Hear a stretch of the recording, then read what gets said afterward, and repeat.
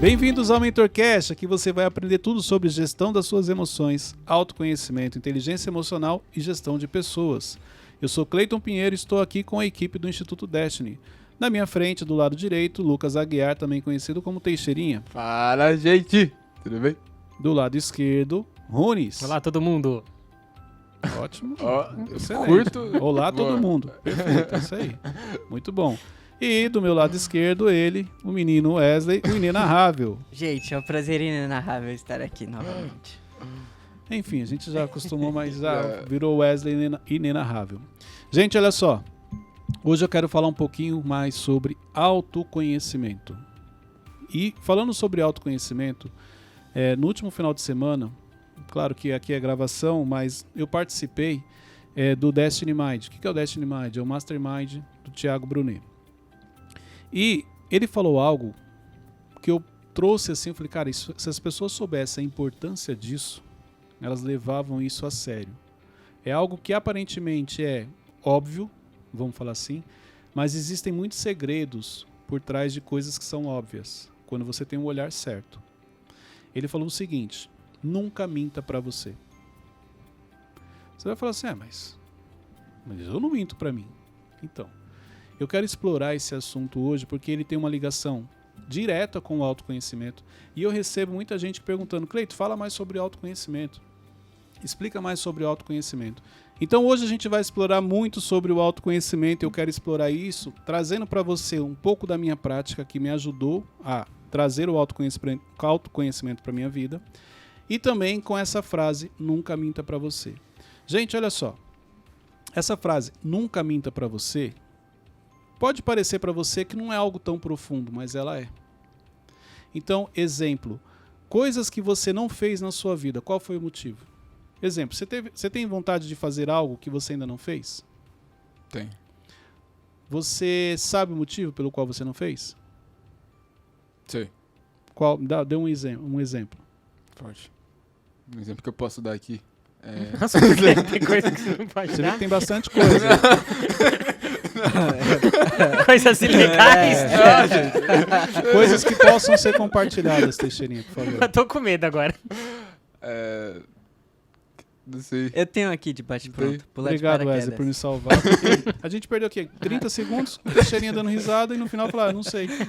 Ele só pensou nas piores, pelo jeito. Eu sei, E sei aí, que eu tenho, mas gente, eu não olha, sei. sabe o que é interessante? É que eu recebo assim no meu direct.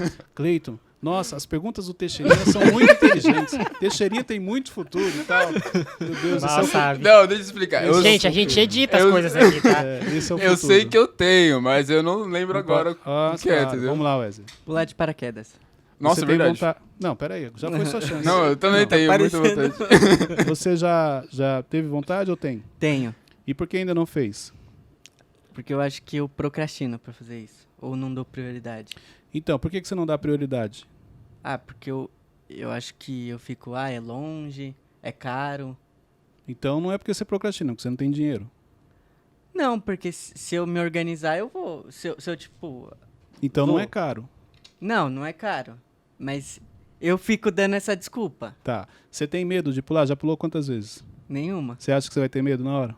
Acho que vai, mas... Eu vou chegar Já lá... tá lá mesmo, né? Já paguei, pagou. moço. Já paguei. Então, mas aí você acha que esse medo versus o investimento que você precisa fazer vale a pena? Ah, acho que vale. E por que você não fez ainda? Ah, É isso que eu tô falando. Não é porque ele procrastina. Existe uma outra coisa por trás. Que pode ser o medo, Cleito. Não é algo que eu tenho vontade, mas eu tenho medo. Mas dificilmente ele vai admitir que ele tem medo. Cleito, é algo que eu tenho vontade, mas o investimento é alto. Com esse dinheiro eu posso fazer muitas outras coisas. Faz mais sentido ou faz sentido você falar que você procrastina?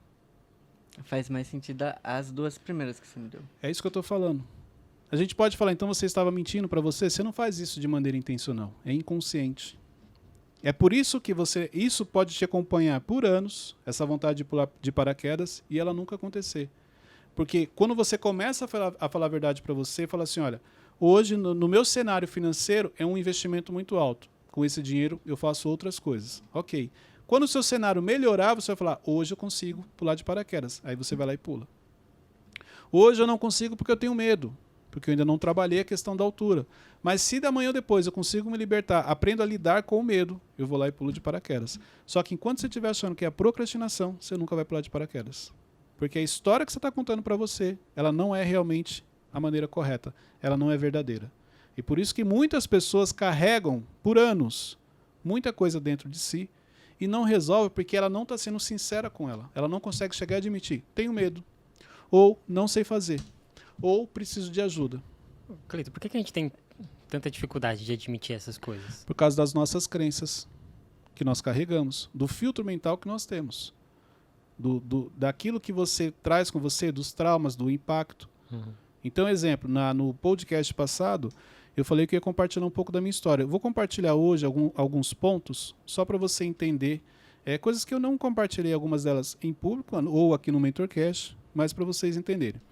Vou te trazer um exemplo. Todo mundo já sabe que eu sou introvertido, da minha irmã mais velha, essa história já é conhecida. Ok.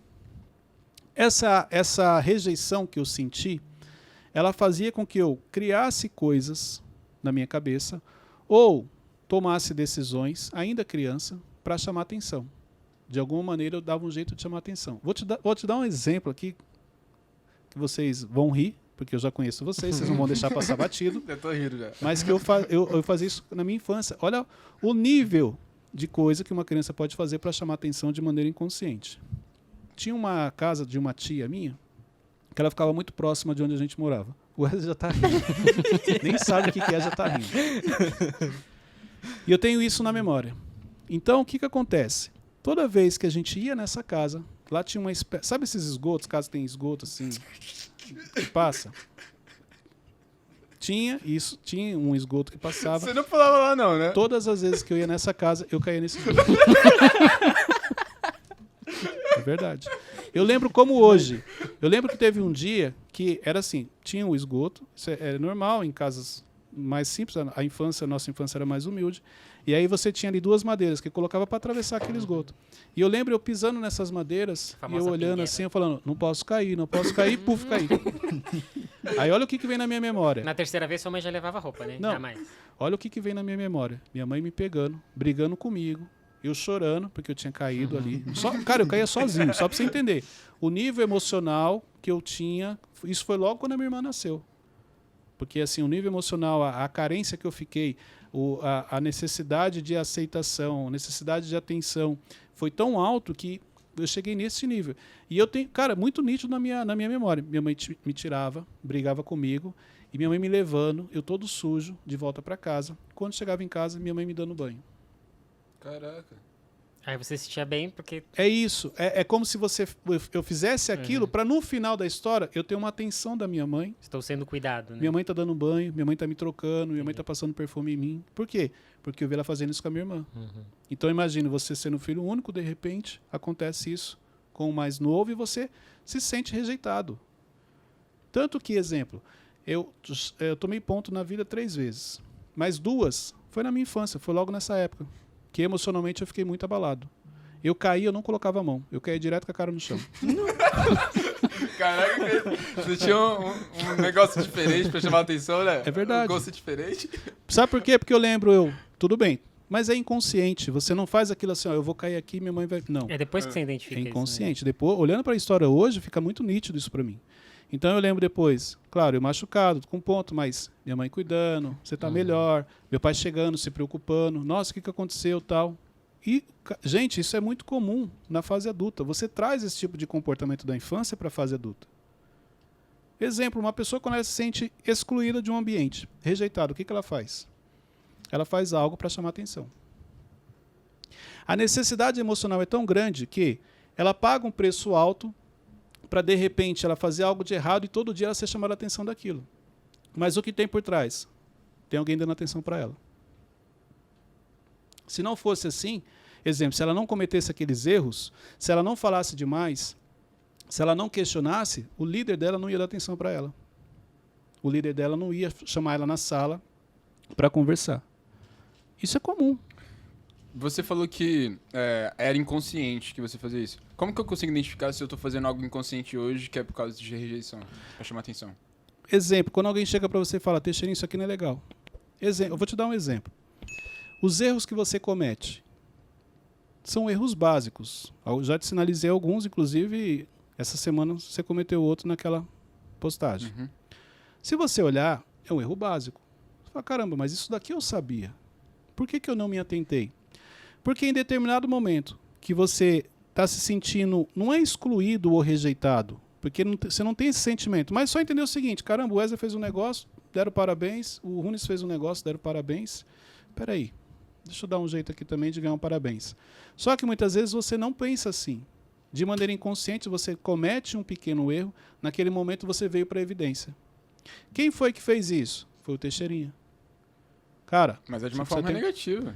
Mas é porque por isso que é inconsciente. Você acha que cair no esgoto é positivo?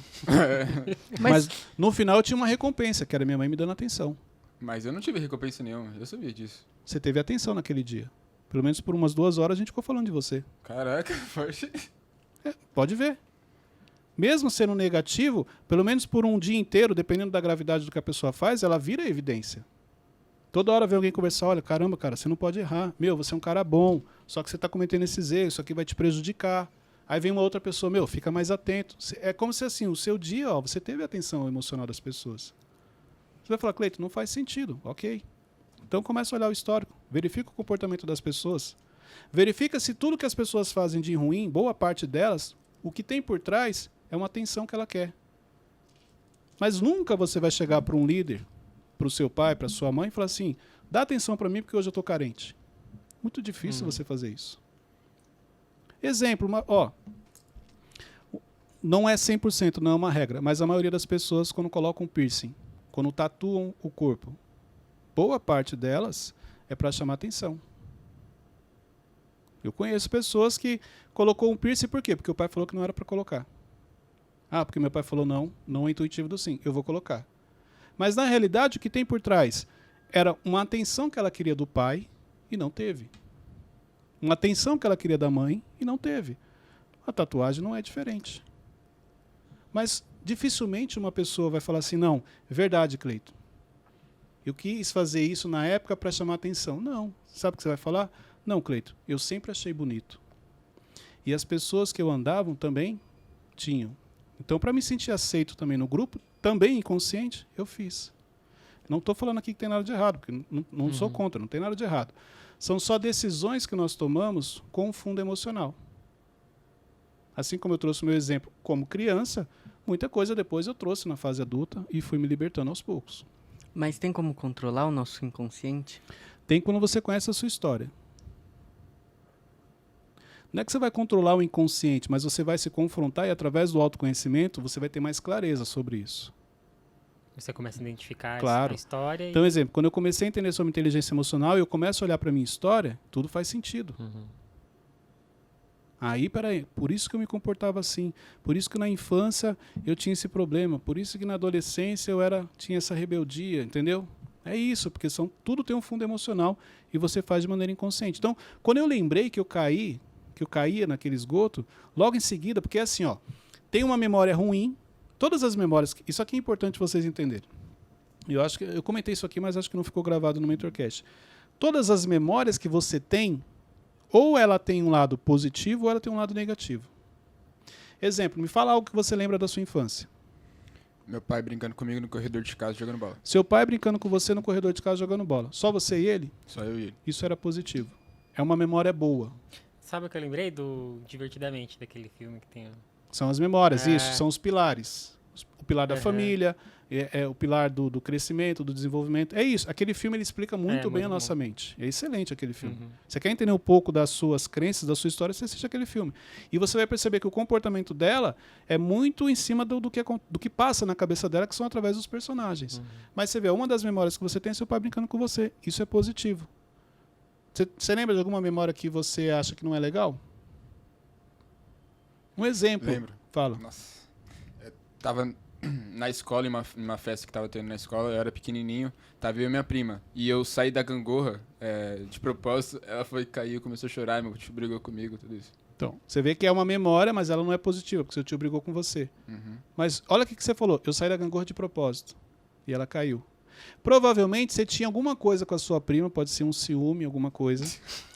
Imagina. Teixeirinha não a tem ponto isso. de você deixar ela cair Tipo assim... Não, mas a intenção não foi machucar ela. Não é foi só machucar, sair. mas é o seguinte, mas também não vou esperar ela sair. Se vira. Gente, eu era muito pequenininho, tá? Não, Só pra... mas com 6 olha anos que de interessante. Você era muito pequenininho, mas você ainda lembra. idade. Eu lembro. Então, eu tenho várias memórias da minha infância. As minhas memórias começam quando eu tinha o quê? 3, 4 anos. Que é justamente quando a minha irmã nasceu. Que foi o maior impacto emocional. Que de repente eu tenho toda a atenção para mim e de um dia para o outro acabou. Minha mãe foi para o hospital, cadê minha mãe? Não estou entendendo o que está acontecendo. Cadê minha mãe? Não estou entendendo. Está no hospital, de repente chegou com a minha irmã. Para a cabeça de uma criança que está em formação, isso é um desafio. Por isso que quando você tem 2 filhos, quando o mais novo nasce, a atenção nunca é para o mais novo, sempre para o mais velho. Porque quem precisa de atenção naquele momento é o mais velho. E geralmente o que os pais fazem? Dão atenção para o mais novo. Você pode perceber, se você chega num ambiente e tem uma criança grande e uma menor, você vai primeiro na menor.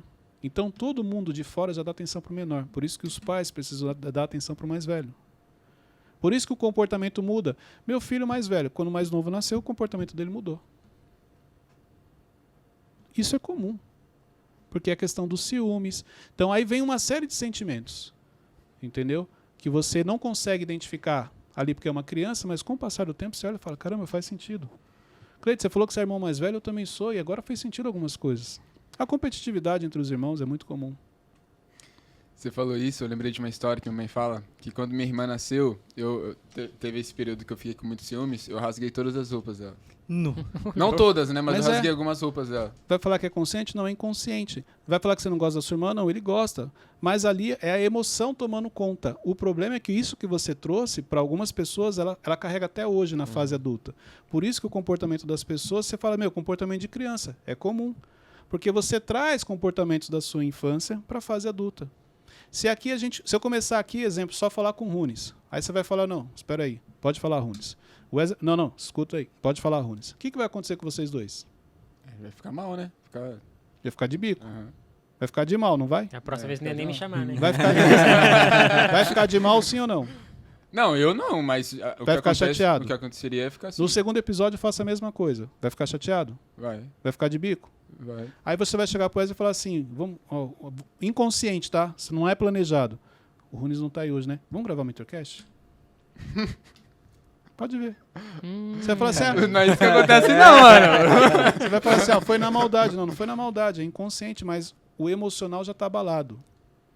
E aí o Cleiton você já começa a olhar diferente, já fica meio chateadinho de bico. Não, porque tudo seu é Runes, não sei o quê.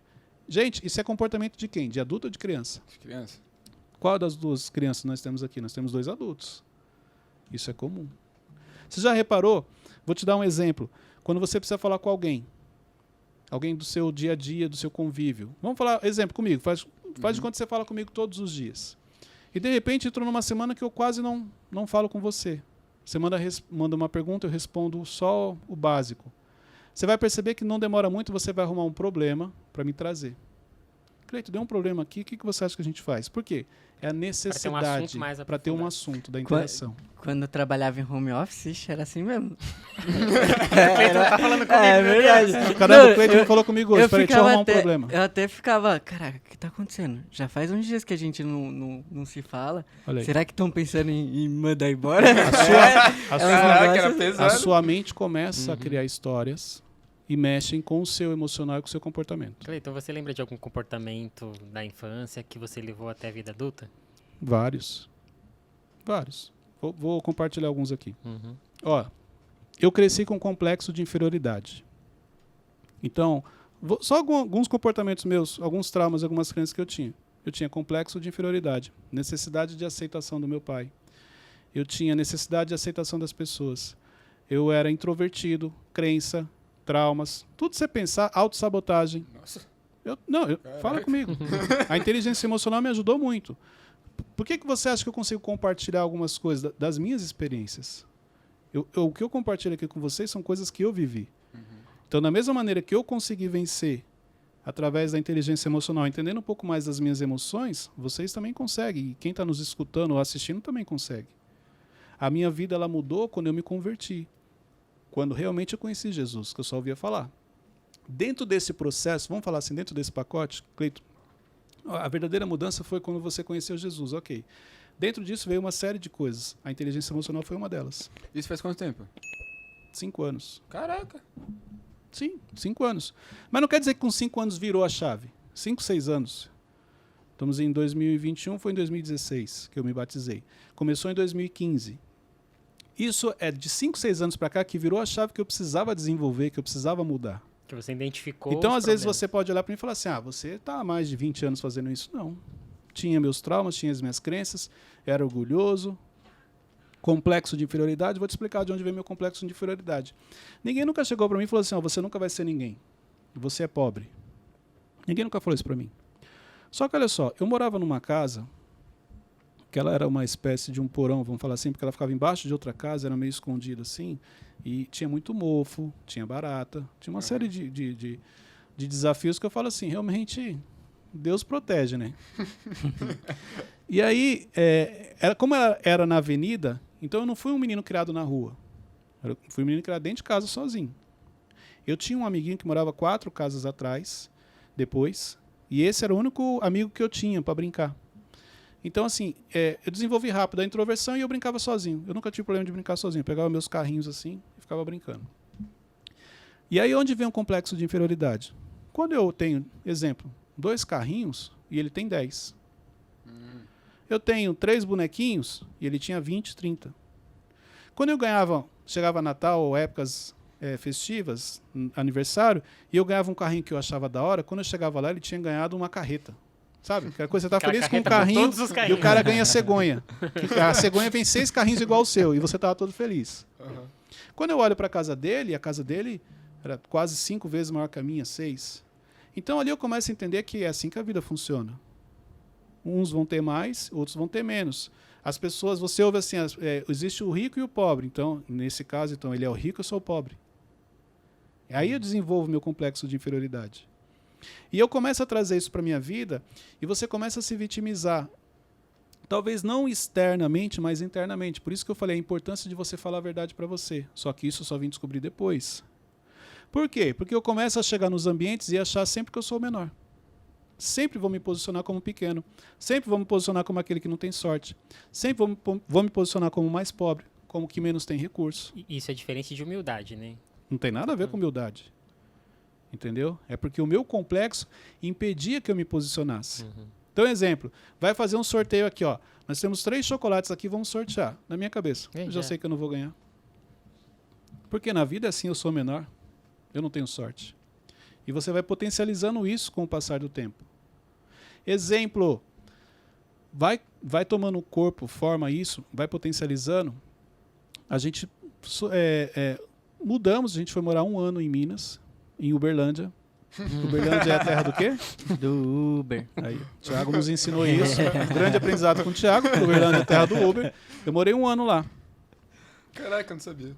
Pois é. Quando a gente mudou para Uberlândia, foi a primeira vez que eu tive o meu quarto. Que era um sonho.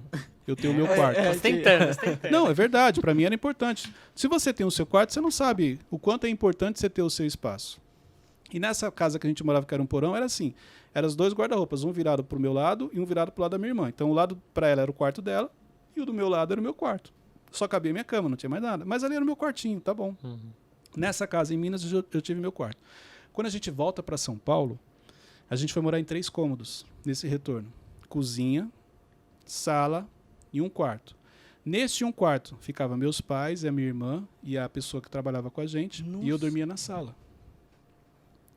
Então, de maneira inconsciente, você começa, peraí, a minha irmã tem mais atenção, porque ela era o temperamento dela era mais forte que o meu. Então, eu introvertido, eu não ia brigar por espaço, e ela sim. Então, assim, minha irmã tem mais atenção, minha irmã tem mais isso. Minha irmã fica lá no quarto, e eu fico na sala. Vai potencializando, porque a sua mente vai criando coisas. E passavam uns negócios, mas eu sou mais velho também? Sim, mas eu já entendi que na vida eu sou o menor. Eu sou excluído. Ele já tinha esse outro complexo também. Então isso não tinha problema para mim, porque eu já aceitava. Então, assim, a gente mudou para uma outra casa. Meus pais compraram uma casa. 3 cômodos de novo. Onde que eu ficava? Na sala. Meu quarto era na sala. Gente, traz um chocolate pro Cleiton aí, vai. Olha aí. Traz o meu pra ele, porque passou muita coisa já. Não, é importante porque, assim, você vai achar que isso é bobeira, mas isso, de maneira inconsciente, vai entrando algumas mensagens na sua mente E você vai só potencializar. Tá vendo? Realmente eu fui rejeitado. E aí você não briga por algumas coisas.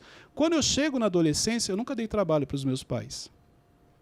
Mas assim, você percebe que tem algumas coisas que você já não aceita mais. Caramba, aí eu comecei a trabalhar. Entendeu? Então assim, você começa a ter suas coisas. Só que quando meu pai reformou essa casa que ele comprou, aí sim eu tive meu quarto.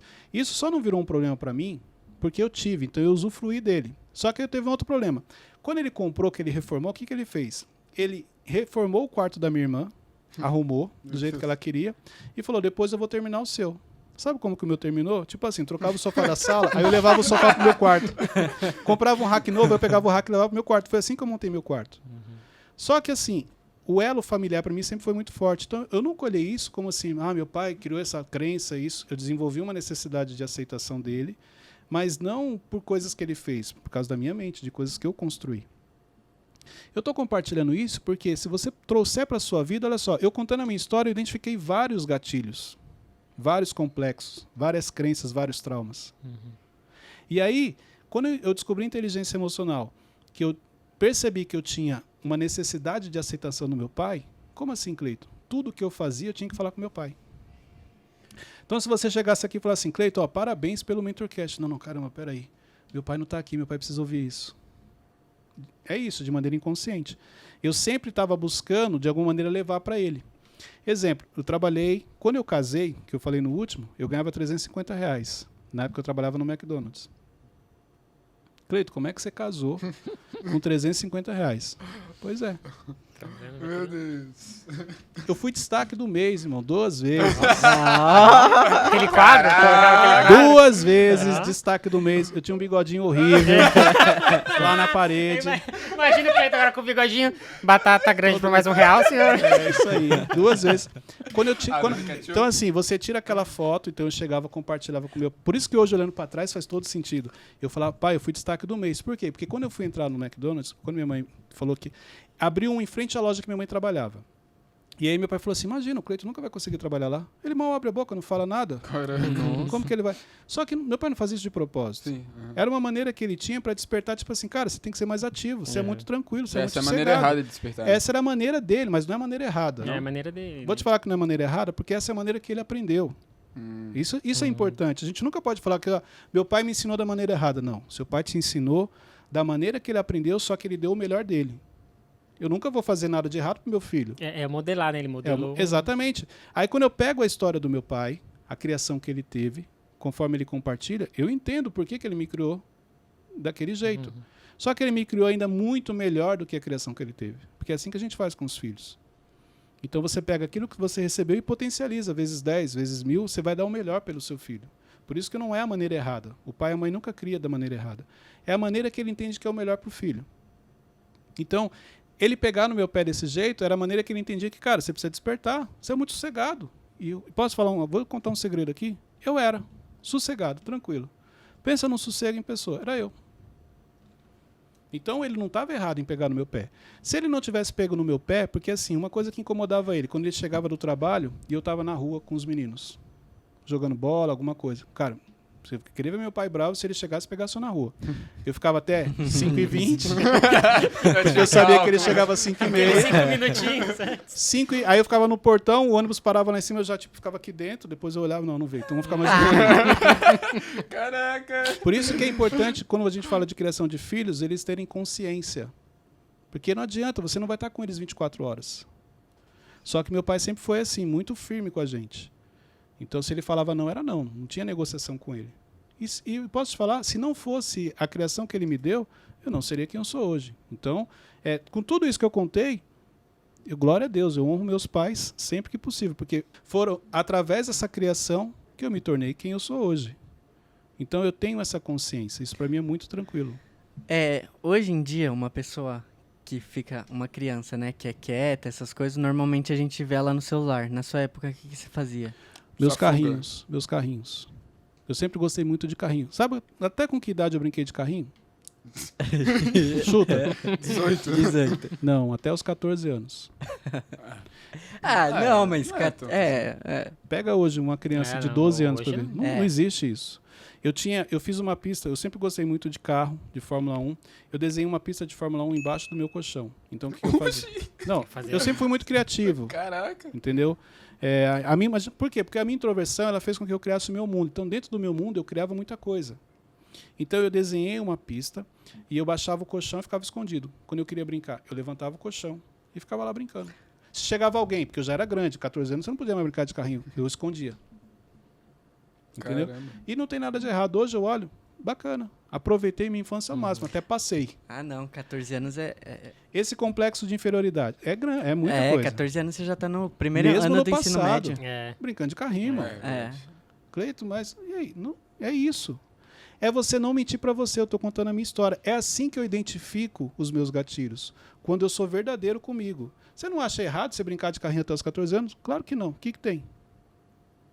Mudou alguma coisa? Não. Pelo contrário, aproveitei minha infância ao máximo. Então, isso é falar a verdade para você, não mentir para você. Isso é você conhecer a sua história. É você entender o que foi positivo. Ó, isso aqui não foi legal. Isso aqui atrapalhou. Sempre gostei muito de música. Por isso que eu me tornei DJ em uma fase da minha adolescência. Gostava de dance, underground, garagem. Verdade.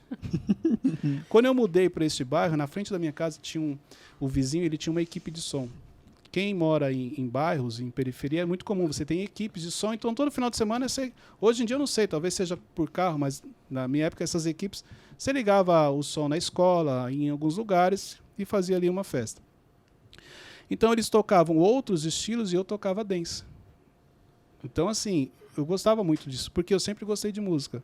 Cara, eu entrava no meu quarto, fechava a porta, ligava o som, ficava o dia inteiro. Esse era o meu mundo. Você chegou a ter amigo imaginário? Não, amigo imaginário não, mas eu criava muita coisa assim para me distrair. Então, exemplo, quando eu ia brincar, isso é interessante, pode, se você quiser considerar como amigo imaginário. Então, em casa, eu tinha um amigo, que era o meu vizinho, e na época de escola, eu tinha mais dois que a gente estava sempre junto. A gente estudou junto, acho que da primeira até a quinta série. Então, eu sempre fui muito competitivo. Então, eu criava coisas, tipo, na minha cabeça, eu e esses dois amigos. Então, exemplo, vou jogar uma moeda para cima, deixa eu ver, se cair tal, é para um, para outro. Então, eu criava isso na minha cabeça. Isso é normal. Acho que o senso competitivo, principalmente do homem, que é mais competitivo, ele sempre faz isso, né? Sim. Fulano, então, fulano. eu sempre tive uma imaginação boa para criar, assim, para olhar, para se antecipar a problemas, se antecipar a situações. Então, eu estou aqui, deixa eu ver, pode acontecer isso, pode acontecer aquilo, a minha mente ela não para, ela fica assim. Então, é igual exemplo, quando a gente está aqui, aquele dia que você abriu a boca dormindo. Eu estou falando aqui, olhando para você, mas eu estou atento ao que está acontecendo aqui. Isso é algo que Deus me deu, uma habilidade, vamos falar assim. Você está sempre atento ao que está acontecendo ao seu redor. Você falava muito sozinho? Não, eu nunca falei sozinho. Aí é loucura. Eu falo sozinho. Era normal? Não. A Teixeirinha, achei que era normal, não. Falar sozinho eu nunca falei. Eu comigo mesmo, na minha mente, sim. Me confrontar, me questionar, sim. Mas falar mesmo, de verbalizar, não. Porque às vezes, tipo, sei lá, eu tô pensando, do nada eu tô falando já. Não, eu fico... Em casa, sozinho. É que eu tô praticando falar em público, entendeu? Não, Mas aí é diferente. Não, mas é algo Não, mas é inconsciente. diferente. Não, é diferente. consciente, Exemplo. Diferente. Uma pessoa que ela tem dificuldade de falar em público, ela vai parar na frente do espelho e ela precisa falar. Você quer treinar para fazer uma live, um vídeo, você vai gravar e você precisa falar. É diferente. Mas falar sozinho assim, pensando, não, nunca fiz. Eu falo muito na minha Ainda mais mente. sem perceber, né? Que nem Isso. Isso é normal, Cleiton? Bom, Psicólogos escrevam aí, isso é normal. você vai receber os directs. Ô, Teixeirinha, eu vou te atender na minha clínica. Então, assim, por que eu estou compartilhando isso com vocês? Porque esse é um pouco da minha história. Entendeu? E quando eu comecei a olhar para ela com os detalhes, muita coisa fez sentido. Foi quando eu me libertei de muita crença, de muito trauma. E essa questão de rejeição, hoje não tenho problema com isso. Eu e minha irmã, a gente se dá super bem, a família, tudo. Nunca tive nenhum problema nessa questão. Sempre fui muito bem resolvido. Mas se eu não olhasse para a minha história e não entendesse que esses comportamentos, as atitudes, a criação que eu recebi, o filtro mental, exemplo, uma criança que cresce num ambiente conturbado, de muito grito, de briga, cara, isso vai trazer um impacto na vida dela. Vai trazer um trauma. Você vê, eu lembro que uma vez eu estava atendendo uma pessoa, numa sessão, numa mentoria, e ela fala muito tranquilo, muito baixo. Ela fala assim, não, ó. E aí ela falou assim, não, eu fui criada num ambiente, meus pais brigavam muito. Era muita discussão, muita briga. Eu falei, por isso que você fala baixo. Porque um ambiente tumultuado te remete à infância e não é algo positivo.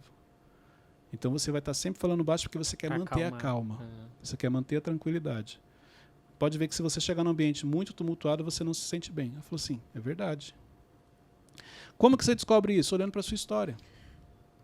Por que você não acredita que você é capaz? Igual eu, o meu complexo de inferioridade, ele não veio porque alguém falou. Porque a maioria das pessoas que tem complexo é porque um dia alguém falou, você nunca vai ser ninguém, a gente é pobre, a gente é isso, não sei o quê, para de sonhar alto. O meu não, ele veio porque eu olhei o cenário, avaliei e falei, pô, peraí, na vida eu sou o cara pobre.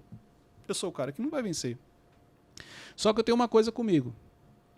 Se você chegar e falar assim, eu acho que você não consegue fazer isso, isso vira um combustível dentro de mim, fala, agora eu vou mostrar para você. Era o que eu precisava para poder avançar. Você olhando hoje, qual foi o passo a passo que você usou para você vencer esse negócio de rejeição? Primeiro, identificar de onde vinha a origem. E eu lembrei que foi no nascimento da minha irmã, porque é a primeira memória que eu tenho. Qual é a ligação que tem? Aí eu fui juntando os pontos. Aí eu caiu a ficha que, peraí, meu pai não me rejeitou, minha mãe não me rejeitou. Eu me senti rejeitado. Existe uma diferença muito grande nisso. Entre você realmente ser rejeitado ou você se sentir rejeitado. Quando eu identifiquei isso, eu falei, peraí, não posso cobrar isso deles. Não posso colocar isso na conta deles. O problema está comigo. Porque o autoconhecimento ele vai fazer isso com você. Você vai descobrir que tudo que está acontecendo, a responsabilidade é sua. O problema é que a gente não faz isso na nossa vida. A gente sempre acha que o problema é o outro. Ah, porque o Cleiton não deu oportunidade. Ah, porque eu não tenho sorte na vida. Ah, porque ninguém nunca olhou para mim. Não, não. Tudo tem a ver com você. Você entrou num buraco, numa bolha. Você quer se fazer de vítima. Você quer falar que você não consegue. Você quer falar que você ninguém te dá uma chance. E tá tudo bem para você. Vai falar para mim que você não tem uma habilidade para estar... Ah, eu tô sem dinheiro, tô sem finanças. Espera aí, você não consegue fazer... Igual o Thiago fala muito isso. Fazer um brigadeiro e sair vendendo? Ou você não consegue pegar R$5 emprestado, vai lá, compra uma água, essa água você vende por 3, por 4 reais, paga a pessoa, investe de novo esse dinheiro. Não consegue fazer isso? Rick Chester tem uma história incrível sobre isso, ensina muito sobre isso. Então qual que é a sua desculpa? Então era melhor você falar a verdade para você. Sou acomodado e gosto. Sou preguiçoso e gosto. Estou acostumado aqui, estou feliz com a vida que eu estou levando. Está tudo bem. Porque no dia que você admitir isso para você, que você falar a verdade, a sua vida vai mudar. Mas enquanto você ficar, olha, é que eu não tive sorte, olha, que tudo dá errado, olha, que isso, eu estou pagando não sei o quê, eu tô... Para. Entendeu? Então, assim, eu nunca tive isso, de vitimismo, de me sentir vítima. Complexo de inferioridade, ele te impede de ser ousado. Chegar assim numa palestra, levantar a mão, gente, olha, acho que é isso aqui, de tomar a frente. Isso que ele me impedia. Mas nunca fui para a área do vitimismo. Nunca me senti assim, indefeso. Não, eu não consigo. Isso eu nunca tive. Conta pra gente, eu tava pensando aqui, no seu casamento. Você falou que você ganhava R$320, mas 350. como que... 350. Tá tirando 30 reais o negócio? Já era ruim. O cara quer tirar 30 reais já é a feira da semana. 350. Nós estamos falando isso em inflação? 1998. É tipo o salário mínimo de hoje? Não, ele era... acho que o salário mínimo é tipo assim, 700, porque eu trabalhava... O McDonald's na época pagava 4 horas, meio período. Então você trabalhava 4 horas, tinha meia hora de descanso e ganhava o lanche. Ó, ganhava o lanche. Mas só que você tinha... Não, uma excelente empresa. Por quê? Toda a minha organização, toda essa questão de hierarquia, você aprende, porque é uma multinacional. Processos, como é que funciona. Então, assim, foi ótimo para mim. A regra em todos os A lugares. regra. Então, se você tiver oportunidade, coloque seu filho lá, porque ele vai sair diferente. Ele vai entender como é que funciona.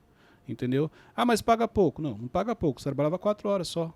Porque ele incentiva, nessa época, que você estudasse e também trabalhasse. Então, eu estudava de manhã, eu levantava às 5h30, ia para a escola, chegava em casa 1h30, mais ou menos, 1h15, almoçava correndo, 2 horas eu saía e eu ia para o trabalho. Chegava lá mais ou menos umas 3h30. 4 horas entrava, até 8h30, 9 horas.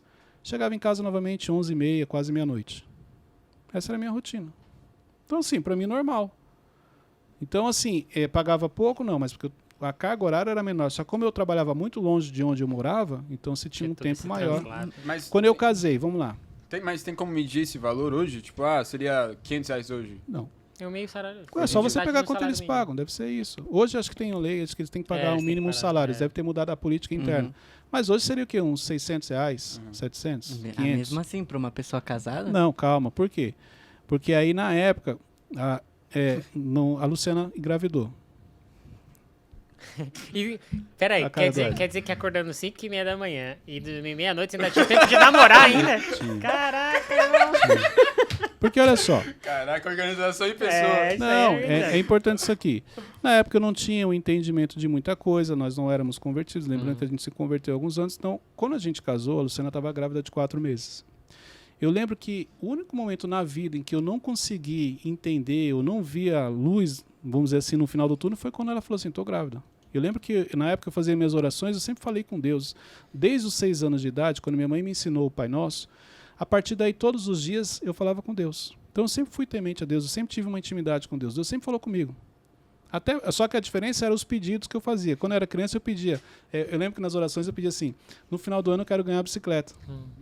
Senhor, me ajuda a passar de ano. Isso é clássico, Quem nunca fez essa, né? é clássica. Ajudou muito. Entendeu? Então, assim, então, quando a gente casou, ela estava grávida de 4 meses. Eu lembro que quando descobriu foi aquele impacto, né? E aí o que ficou decidido? Como que você contou pro seu pai? Porque você tinha uma... Não, eu contei primeiro para minha mãe. Eu sempre tive uma ligação muito forte com a minha mãe. Apesar de admirar muito meu pai. Uhum. Meu pai é meu herói. Tipo, tudo que meu pai fazia, eu queria fazer. Exemplo, eu entrei no mundo de vendas por causa do meu pai. Por quê? Porque meu pai era vendedor. Então eu também quero ser. Inconsciente. Só que a minha mãe também era líder, era gerente. Então a evolução das vendas foi me tornar líder. Isso eu aprendi com a minha mãe. Então eu aprendi muita coisa com meu pai, mas a inspiração na minha liderança foi da minha mãe. Porque ela era uma excelente gerente, uma líder, trabalhava muito, tanto ela quanto meu pai. Entendeu? Então assim, quando a gente descobriu que não tem jeito, vai ter que falar, eu falei primeiro para minha mãe. Eu lembro que ela ficou feliz. Sério, que legal. Que legal. Mas você não sabe dizer Mas, que eu tô... exatamente, mas isso trouxe um conforto. Ela compartilhou com meu pai, meu pai sentou, conversou. E aí, quando compartilhou com os pais da Luciana, falou, tudo bem, o que vocês querem? Porque tem que decidir. A gente resolveu casar. Mas a gente não sabia o que estava fazendo. Mas naquele momento, a única certeza que eu tinha é que eu ia ficar com a Luciana. Essa era uma das certezas que eu tinha nessa época, que a gente ia ficar junto. Então resolveu, vamos casar. Até porque eu lembro que uma vez você falou que seu sonho era ter uma família, né? Sim, você entendeu? Então assim, talvez eu não imaginei que fosse daquela maneira, mas como na adolescência eu sonhava em ter minha família, eu falei, cara, já começou. Começou cedo. Então eu tinha nessa época 17 anos. Então assim, decidimos, não, quando ela engravidou eu já tinha 18. Decidimos casar. Nossa. Os pais dela saíram. É a idade do Teixeira. Pois é mais ou menos isso. Não, quando eu... Calma, mãe. Fica tranquila. Não, verdade. Quando eu casei, eu lembro que tinha um gerente lá na empresa, ele falou assim, cara, você não vai ficar 6 meses casado, irmão, esquece. Ele falou assim pra mim. Caraca. Aí é justamente isso. Aí na minha Aí já cabeça, tem o combustível. não vou ficar, então você vai vir então. Porque a única certeza que eu tinha é que a gente ia ficar junto. Entendeu? Então assim, resolvemos casar. Aí os pais dela tinham uma casa em Minas. Foram morar lá e deixaram a casa pra gente. Caraca. Então aí onde a gente ficou. Eu ganhava R$350, a minha mãe recebia tickets na época, vale-refeição. Então todo mês ela dava o vale-refeição pra gente. E também tinha minha cunhada que morava, minhas 2 cunhadas que moravam nessa casa e dava ali uma força. Entendeu? Então assim, Ela nunca não trabalhava, faltou nada. Não, ela nunca trabalhou. Nessa época não trabalhava. Então assim, na minha cabeça eu tinha uma crença, porque como eu fui criado com pessoas cuidando da gente, vamos falar assim, meus pais trabalhavam fora e se tinha sempre alguém cuidando, eu cresci com esse trauma. De dependência. Né? Eu falei, não, quando eu casar, minha esposa não vai trabalhar. Olha pra você ver, uma crença minha poderia trazer um problema no meu casamento. Caraca, Cleiton. Por quê? Porque eu fui criado por outras pessoas, na minha cabeça. Meus pais trabalhavam, tinham que trabalhar para mudar a nossa situação financeira. Então eu falei, não, eu sei o quanto é ruim o filho não ser criado pela mãe, você não vai trabalhar. Como ela nunca tinha trabalhado, não teve um problema aí. Tanto que ela criou os meninos até uma certa idade depois que a gente começou a trabalhar junto. Mas você vê que uma crença, você leva suas crenças para o seu casamento, por isso que dá conflito. É muito difícil de imaginar você com todas essas crenças, ainda tendo um filho com essa idade, tendo responsabilidade de ter que manter a casa. Só que hoje você fez essa leitura. Quando você está vivendo o processo, você não faz essa leitura. Você só tem uma opção, trabalhar. Aí olha só, você ia perguntar? Sim, como que você identificou isso de sempre teve gente cuidando da gente, então eu preciso... a minha esposa não pode trabalhar. Não, Porque eu tenho isso. Eu era acomodado. Minha mãe me ajudava, minha cunhada me ajudava, tá tranquilo. Tá tudo certo, né? Tá. Aí até que um dia, olha isso aqui, por isso que eu falo, a Luciana sempre foi minha coach, depois que eu percebi. Com quase 2 anos de casado, porque, vamos lá, então eu casei trabalhando ainda no McDonald's, fiquei 30 dias, pedi para ser mandado embora, porque eu não tinha visão de futuro, eu poderia ter investido na minha carreira lá dentro, porque eu trabalhava bem, poderia ter me tornado um gerente lá dentro. Mas como eu não fazia essa leitura, eu queria virar vendedor, porque minha referência era meu pai, ele era vendedor. Eu saí, com 30 dias eu fui mandado embora. Eles me dispensaram. Porque eles viram que eu casei, estava grávida, tudo aquilo, me ajudaram a mandar embora. Foi a única vez que eu fui mandado embora. E aí eu fiquei 30 dias em casa. Olha para você ver como eu era acomodado. 30 dias em casa, porque eu queria dar entrada no seguro-desemprego. Não, a mentalidade. Eu estou compartilhando isso aqui, gente. Porque quando eu falo de mentalidade, eu tinha uma mentalidade pequena. Então eu me preocupei, falei, não, vamos ficar 30, pego o seguro-desemprego. Seguro-desemprego de R$350. Não. Meu sogro chegava, tipo... Na época era 6 meses? Nem sei quanto que era. Eu acho que era 6 meses. Então, assim, como eu trabalhava, entrava às 4 horas da tarde, eu saía de casa 2 horas. Meu sogro chegava de manhã, tipo 9, 10 horas, eu estava dormindo. Por que eu ia acordar cedo? Imagina o sogro vendo pra isso. aquilo não fazia efeito. Não. Meu Deus. Olha a situação dele. Pô, criou a filha, casou com o quê? Casou Esse moleque tirou minha filha de Casou casa. com um sanduicheiro. Não, era isso, verdade. Era assim que eu era chamado. Entendeu? Era assim que eu era chamado. Por isso que eu tô compartilhando isso aqui, gente, porque talvez vocês nunca imaginavam. Não mesmo. Não, O Cleiton com a idade do Teixeirinha, casado, sendo chamado de sanduicheiro. Não, e o sogro podia falar, não, pelo menos ele é trabalhador. Aí Não, depois não pediu dava. as contas. Fiquei os 30 dias em casa e eu lembro que eu saí. Eu falei, amanhã eu vou procurar emprego. Cara, olha a mentalidade disso aqui. Amanhã eu vou procurar emprego.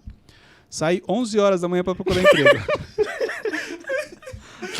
da bolsa. Não, verdade. Saí 11 horas para procurar emprego, eu fui para Osasco. E eu lembro que dentro do ônibus eu encontrei uma menina que estudou comigo. E ela falou assim, tudo bem e tal, eu vi que você casou e tal. Pra onde você tá indo? Eu, tô indo procurar emprego. Ela, como assim? Eu falei, Ela, mas essa hora? Eu falei, aí, olha aqui que eu respondi. Mas não sabia que tinha horário pra procurar emprego. Caraca, grossão ainda. Aí assim, só pela misericórdia, foi por isso que eu falo. Não, Eu sei o quanto falou a Deus... verdade, né? Não, Falou a verdade. Sim, falei a verdade. Eu sei o quanto Deus realmente, o que eu vivo é Deus. Porque tinha tudo para dar errado. Você olhava assim, enfim. Mas era a minha mentalidade. Eu passei em uma loja de calçados, porque eu falei, eu vou trabalhar em calçados. Porque eu não conseguia entrar em loja de imóveis, porque meu pai trabalhava com móveis. E eu queria ser vendedor de imóveis. Falei, eu tenho que primeiro trabalhar em calçados. Passei na primeira loja, não estava precisando. Passei na segunda, nada. Na terceira eu olhei, uma loja bonita, grande, né? Falei assim, não, mas eu não vou. Aí veio o complexo. Não, mas eu não vou conseguir entrar numa loja dessa. Aí veio outra coisa. Não, mas o não eu já tenho. Como é que eu vou perder algo que eu não tenho? Eu vou lá, o máximo que ele vai falar para mim que é não. Eu já, tá tudo bem.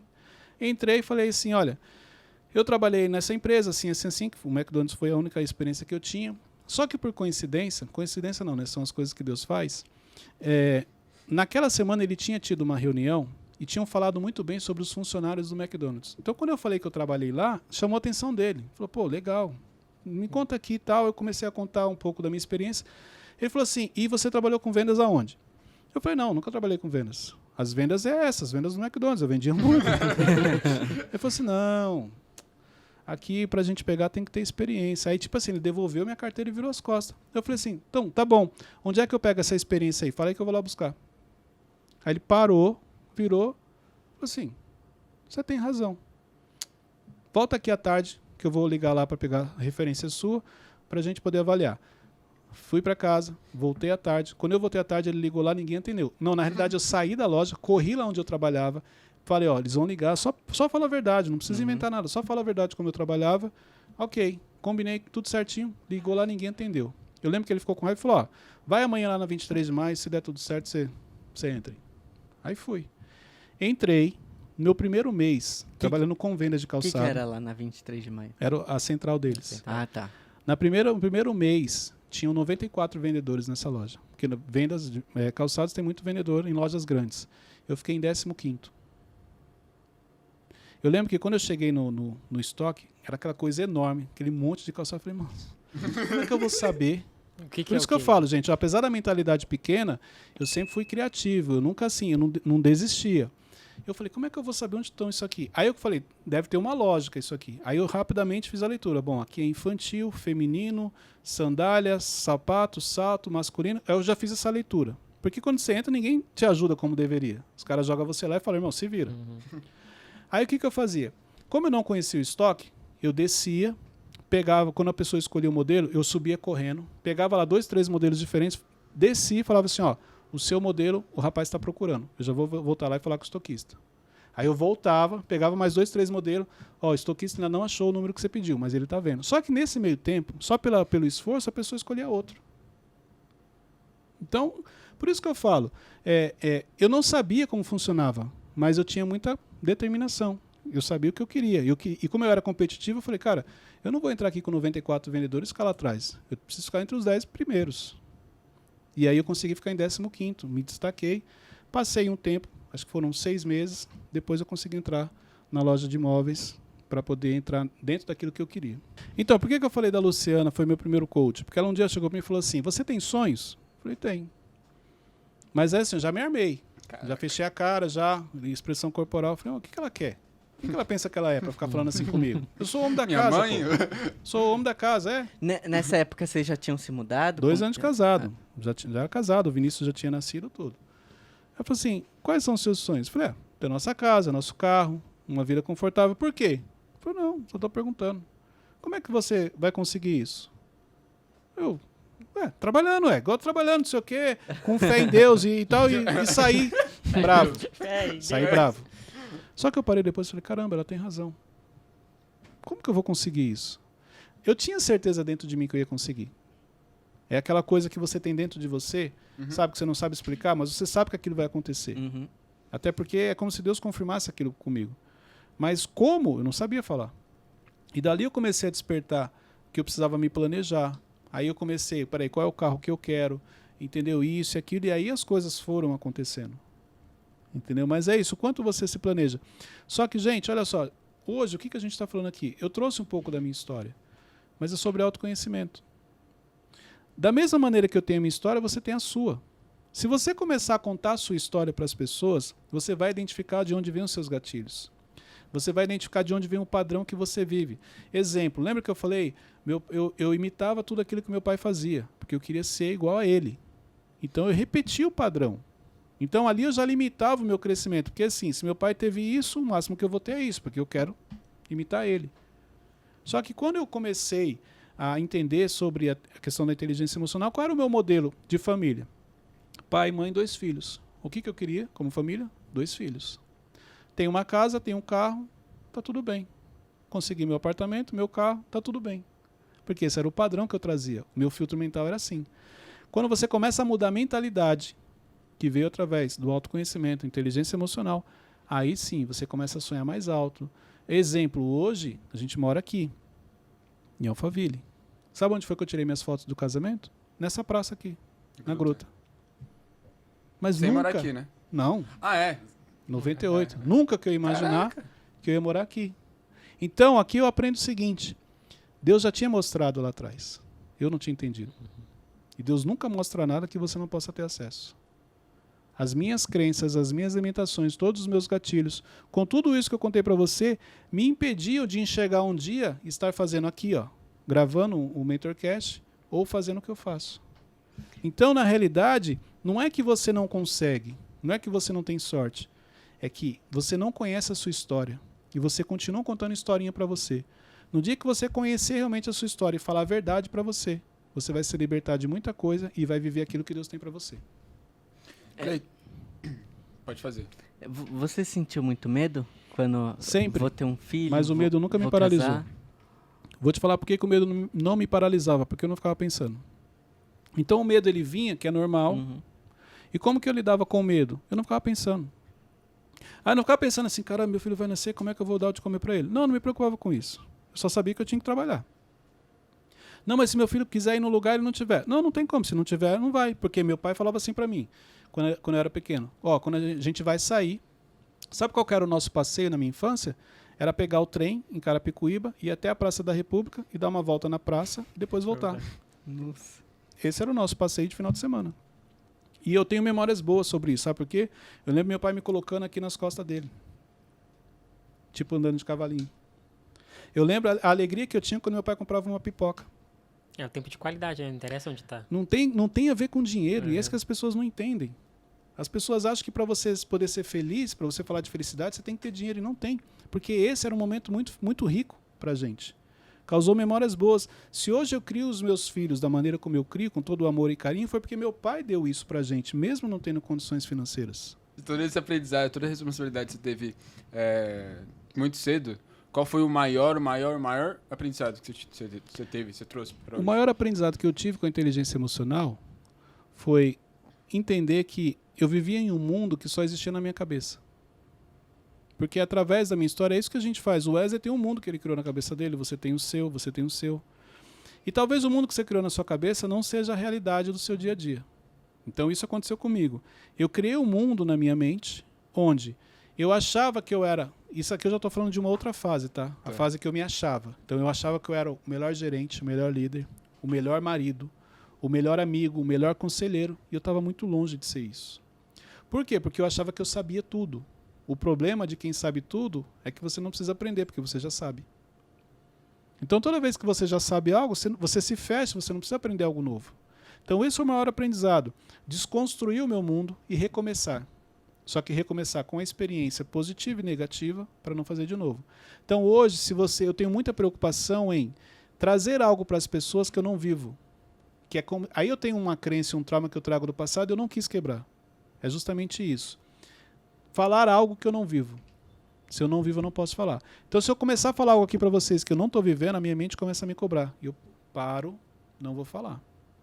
Porque eu só quero falar daquilo que eu vivo, só quero falar daquilo que eu venci, porque é aí onde vem a autoridade, aí onde realmente eu consigo ajudar as pessoas. Mas, por exemplo, eu sempre tive essa dúvida. A gente está aqui com vocês, aprendendo tipo, toda hora, a gente acaba evitando muitos erros que a gente tinha que cometer, que a gente poderia cometer. E se a gente não cometer esses erros, como que a gente vai ter autoridade, então? Inteligência é você aprender com os próprios erros. Sabedoria é você aprender com os erros das pessoas. Sim, mas se você é uma pessoa sábia, a pessoa sábia, ela consegue ver que o Runes fez algo de errado que eu não preciso fazer, porque eu já vi ele fazendo, eu já vi que deu errado.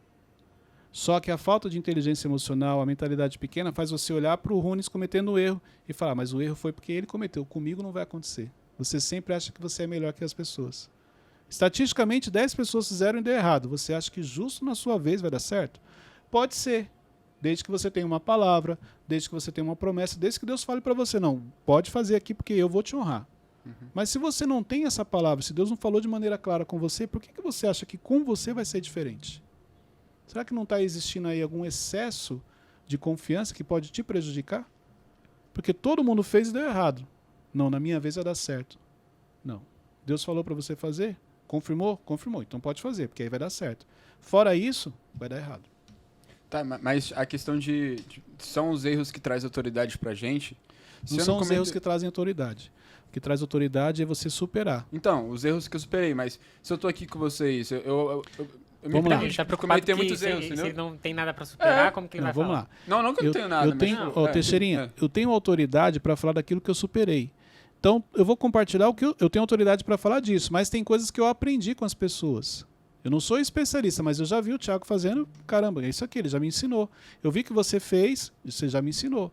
Eu vou ensinar, mas é diferente de autoridade. Autoridade não. Porque, exemplo, autoconhecimento, você pode fazer a pergunta e eu consigo responder. Porque eu superei. Eu tenho autoridade porque eu superei. Eu era uma pessoa cheia de complexos, cheia de traumas, cheia de crenças. Aí eu superei. Então daí vem a autoridade. Agora vamos lá. Vamos falar de inteligência financeira? Eu entendo. Já aprendi muita coisa. Vou falar? Não. Não é a minha área. Uhum.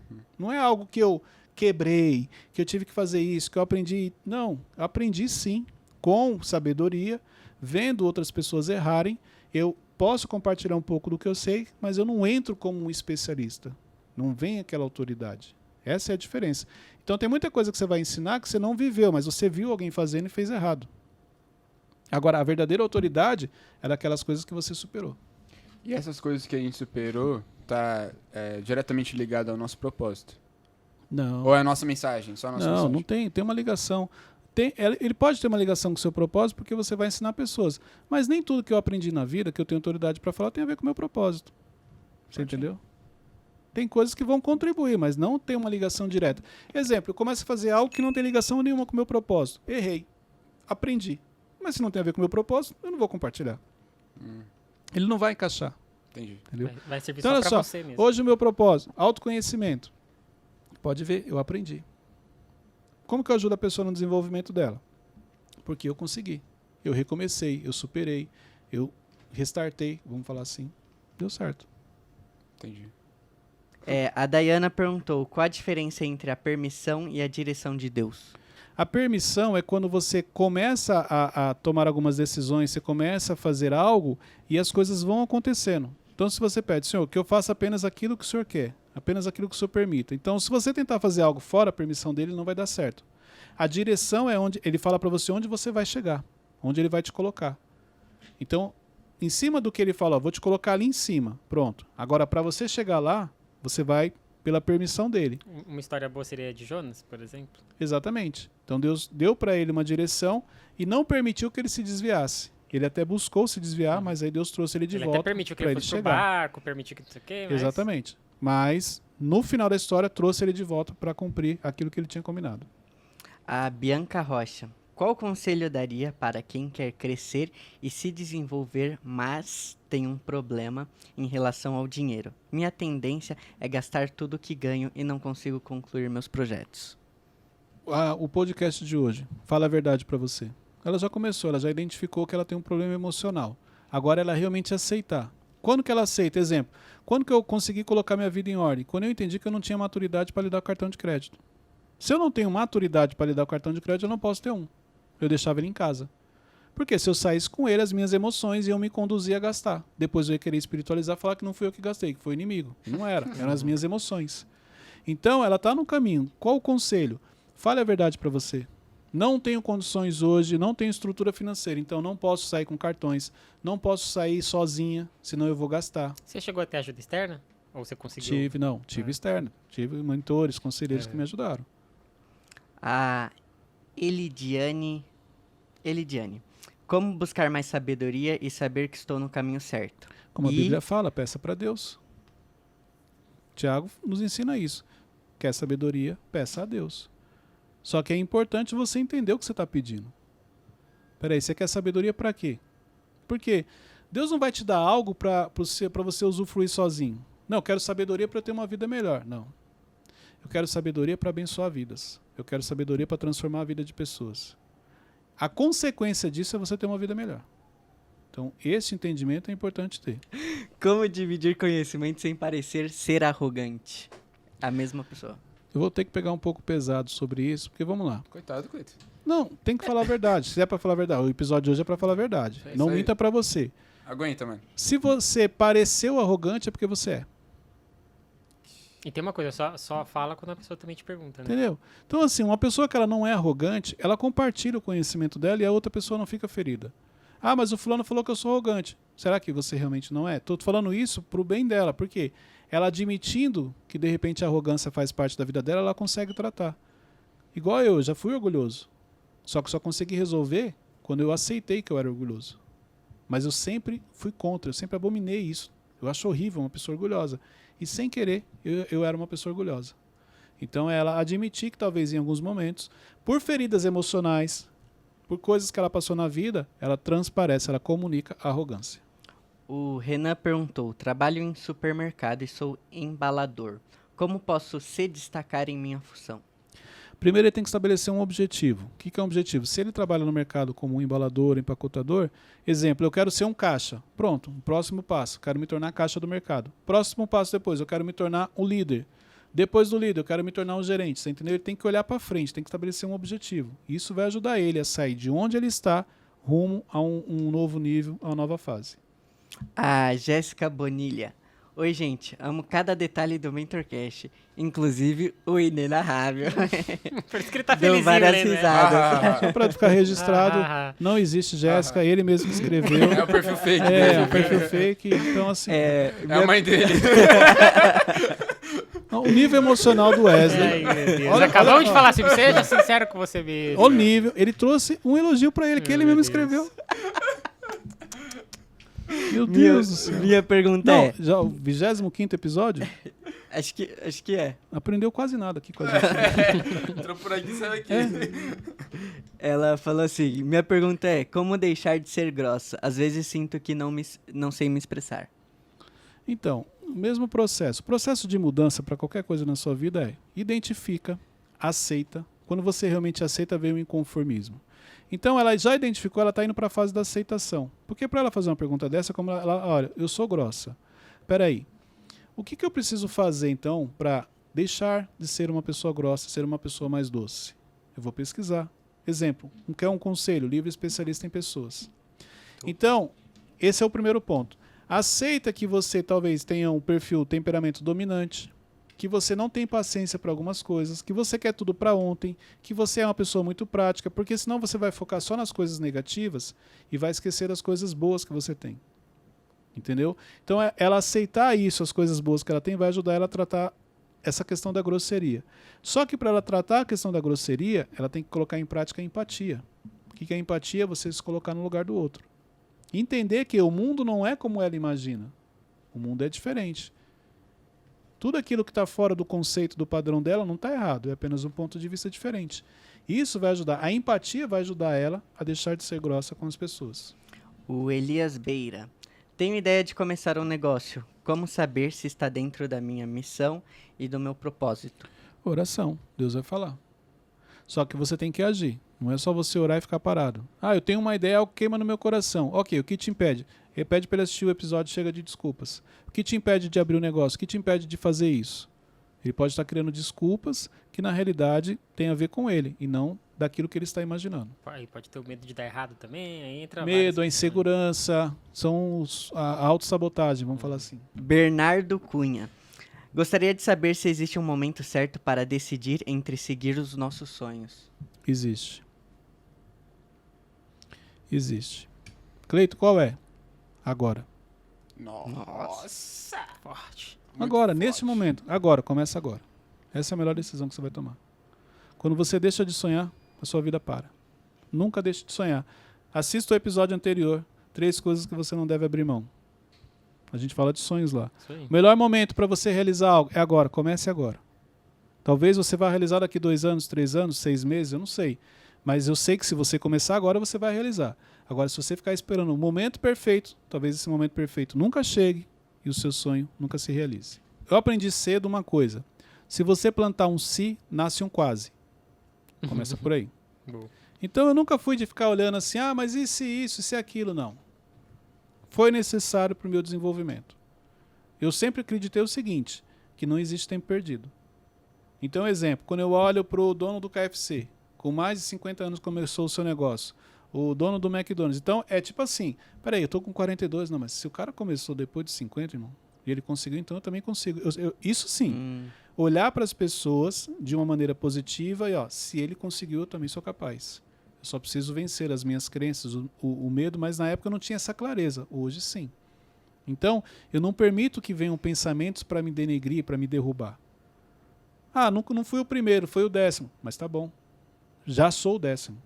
Tudo é a maneira como você olha. Então, você pode falar assim, olha, eu já estou com 42. Ou, eu ainda estou com 42. Nunca é tarde para conquistar, né? Você entendeu? Então, depende muito do como você enxerga a vida que você está levando.